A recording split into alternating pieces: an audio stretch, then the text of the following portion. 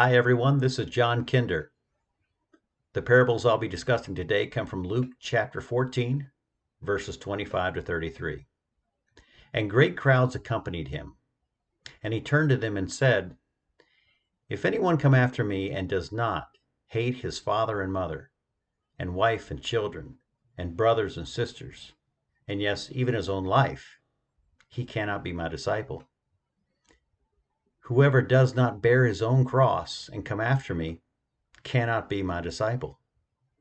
And which of you desiring to build a tower does not first sit down and consider the cost, whether or not he is able to complete it?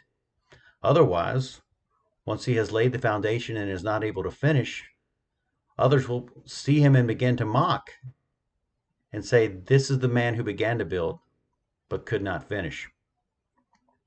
Or what king, going out to encounter another king in war, does not first sit down and deliberate whether or not he is able with 10,000 to meet him who comes against him with 20,000?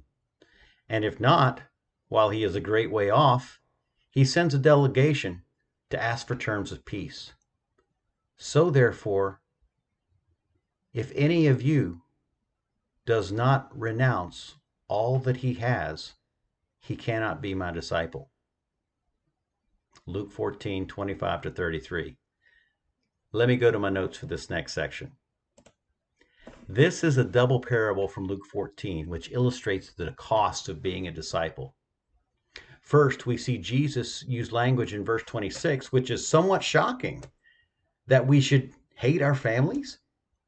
Next, in verse 28, we're confronting with jeopardizing our financial security and also with the scorn of humiliation. Finally, in verses 31 to 33, Jesus uses the example of a king who is under attack and realizes his life and legacy are hinging on his next few decisions. We see the terms cannot be my disciple repeated 3 times in verses 26, 27, and 33. They're kind of the bookends of this passage and a consequence of the indecision, a hesitance to follow Christ. All of these concepts point to a serious choice of great consequence.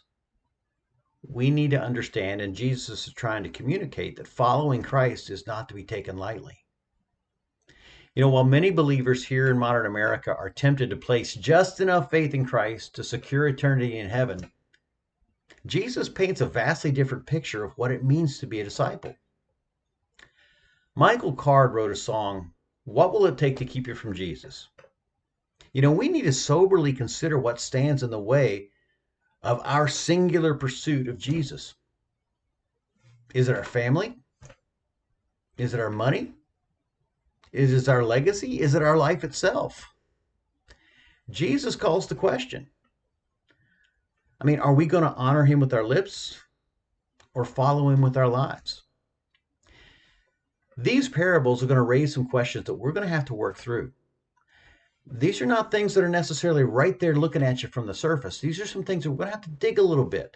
We're going to contrast and compare. We're going to find a few ways that Jesus is speaking to us that may not be readily apparent. I hope you'll join me as we work through this together, and we look forward to seeing what the Lord is going to teach us as we open up his word together.